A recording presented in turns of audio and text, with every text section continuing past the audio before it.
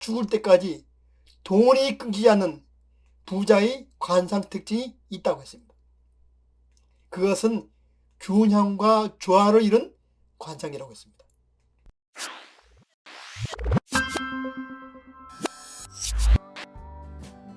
안녕하세요. 고전의 한수 범태범태우입니다. 오늘 고전의 한수는 죽을 때까지 돈이 끊기지 않는 관상, 이런 주제를 가지고 말씀을 드려보겠습니다.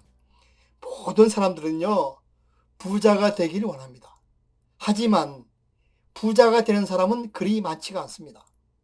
그렇다면 관상을 보고 그 사람이 부자가 될지 안 될지 알 수 있는 방법이 있을까요?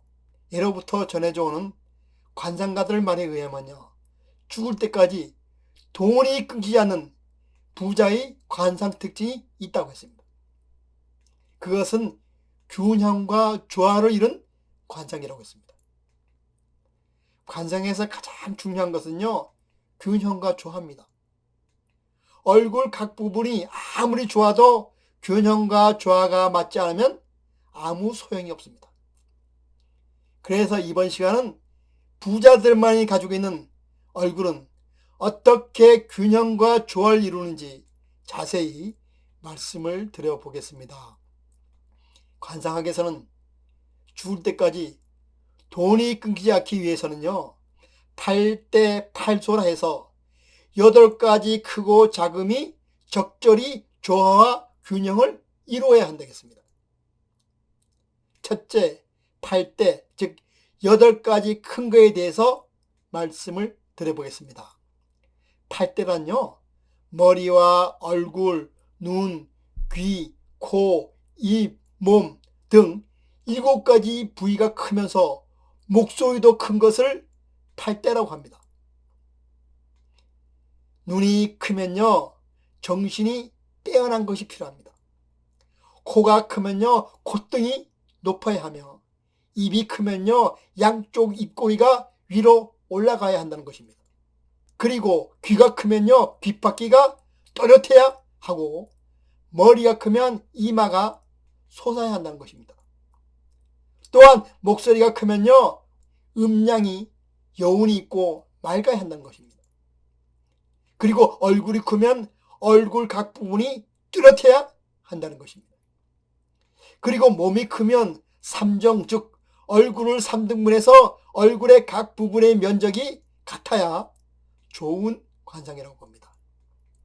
이렇게 얼굴 각 부분이 균형과 조화를 이룰 때 죽을 때까지 돈이 끊기지 않으며 귀하게 산다 그랬습니다. 반면 눈이 큰데 정신이 혼미한 경우나 코가 큰데 콧대가 약한 경우도 좋지 않은 것으로 보입니다. 또한 입이 큰데 입꼬리가 처진 경우나 귀가 큰데 귓구멍이 좁은 경우 또한 좋지 않은 것으로 봅니다. 그리고 머리는 큰데 머리뼈가 약한 경우나 목소리가 큰데 깨진 종소리 같은 그런 목소리는 좋지 않은 것으로 봅니다. 끝으로 얼굴이 큰데 부채로 가린 것처럼 어두워 보이는 경우와 몸이 큰데 가볍고 약한 경우는 부족한 관상이라고 했습니다.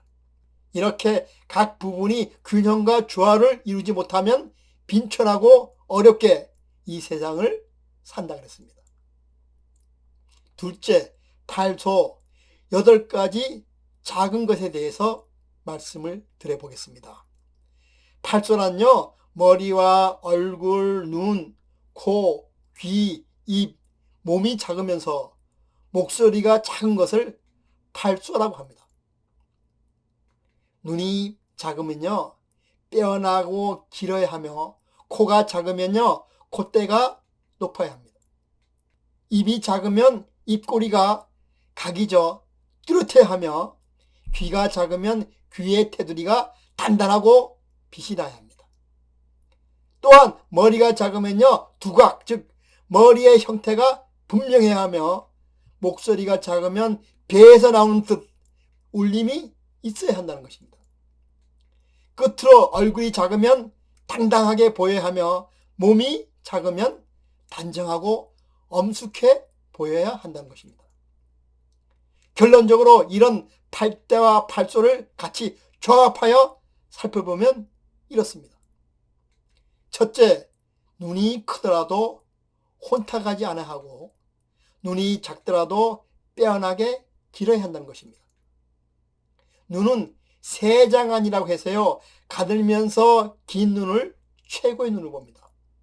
우리나라의 안동 하회탈의 눈이 관상학적으로 최고의 눈을 봅니다. 둘째, 코가 크더라도 콧날이 약하지 않아야 하고 코가 작더라도 콧등이 두툼하며 기둥이 잘 잡혀야 한다는 것입니다. 콧등이 두툼하고 콧대가 있으면요, 성격이 느긋하여 폭력이 있으며 많은 경제적 부를 축적하게 됩니다. 콧바구니는요, 둥근 주머니처럼 풍성하게 매달려 있으면 재물의 소통이 잘 돼서 많은 부를 축적하게 된다고 했습니다. 셋째, 입이 크더라도 입꼬리가 처지지 않아야 하고 입이 작더라도 입꼬리가 또렷하고 방정해야 한다는 것입니다. 입은 합소개다라고 해서요, 다물면 작고 벌리면 큰 입을 재물복이 많은 입이라고 했습니다. 그리고 입꼬리가 위로 향하면 마치 제방뚝이 물보다 높아서 물이 넘쳐나지 않는 것과 같습니다. 따라서 제방뚝에 물이 고이듯이 입꼬리가 위로 향하면 행운도 재물도 머무르게 됩니다. 넷째, 귀가 크더라도요, 귓구멍이 작지 않아야 하고 귀가 작더라도 귀의 테두리가 단단하고 둥글어야 한다는 것입니다. 참고로 여성의 귀에서 귓볼은요, 남편을 보는데 먼저 귓볼이 늘어진 귀는요, 복스러운 관상이라고 해서 좋은 귀로 봅니다. 이런 귀를 가진 여성은요, 성격과 감성이 좋으며 남편에게 사랑받는 그런 운명이라고 했습니다. 그리고 귓구멍에 가는 털이 나와 있으면요, 관상학에서는요, 이를 이호라 그래서 아주 장수할 수 있는 관상이라고 했습니다. 다섯째, 이마가 크더라도 울퉁불퉁하지 않고 작더라도 평평하고 넓게 생겨야 좋다고 했습니다. 이마는요, 복간 즉 짐승의 간을 엎어놓은 듯이요, 두둑하게 생겼다면요, 좋은 이마라고 말씀드릴 수가 있습니다. 이런 이마를 가지고 있으면요, 모든 일이 술술 풀리고 곡식을 하늘 높이 쌓아놓고 사는 큰 부자로 산다고 했습니다.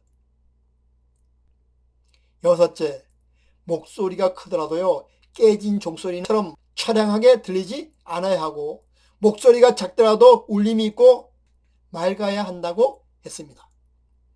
남자의 목소리는 항아리와 큰 종속에서 올려나오는 그런 소리와 같이 울림이 있고 여운을 남기며 멀리 퍼져나가야 합니다. 반면 여성의 목소리는 은쟁반의 옥구슬처럼 맑고 단아하며 끝이 갈라지지 않고 청아하게 들려야 합니다. 일곱째, 얼굴이 크더라도 먼지가 낀 듯 추하지 않고 얼굴이 작더라도 맑고 밝아야 한다고 했습니다. 얼굴에 나타난 색이 윤택한 선홍색이나 황색이나 오렌지색이 나면요, 기쁨의 색이라고 합니다. 이런 색이 얼굴에 나면요, 뜻밖의 횡재나 재물운, 기쁨 소식 등이 있을 경우가 많습니다. 마지막 여덟째는요, 몸이 크더라도 움직임이 둔하고 위태로 보이지 말아야 됩니다. 또한 몸이 작더라도 몸의 삼정, 즉 머리 부분과 몸 그리고 하체 부분이 균형을 이루어야 한다고 그랬습니다. 어떤 사람을 개별적으로 뜯어보면요, 이목구비가 예쁜데 이상하게 편하지 않는 얼굴이 있습니다. 이런 사람은요, 이목구비가 균형과 조화가 안 맞는 것입니다. 반면 특별히 예쁠 것도 없는데 보면 볼수록 편안하고 질리지 않는 얼굴이 있습니다. 이런 사람들은요, 이목구비가 균형과 조화가 잘 맞는 것입니다. 관상학에서는요, 얼굴이 골고루 잘 발달해서 균형과 조화를 이루어야 평생 편안하게 잘 살 수 있다 그랬습니다. 이 세상 모든 것은요, 균형과 조화를 이루어야 하듯이 우리 얼굴 각 부위도 균형과 조화를 이루어야 합니다.